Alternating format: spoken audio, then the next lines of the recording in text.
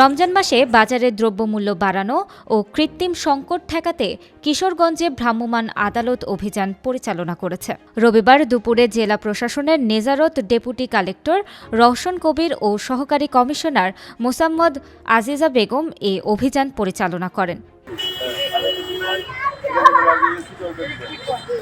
এ সময় জেলা সিনিয়র কৃষি বিপণন কর্মকর্তা আবু সালেহ মোহাম্মদ হাসান সরওয়ার সহায়তা করেন। অভিযানকালে মূল্য তালিকা হালনাগাদ না থাকা ও চালের ক্রয় রসিদ না দেখানোর জন্য মোট ৬টি ব্যবসা প্রতিষ্ঠানকে ১১,২০০ টাকা জরিমানা করা হয়।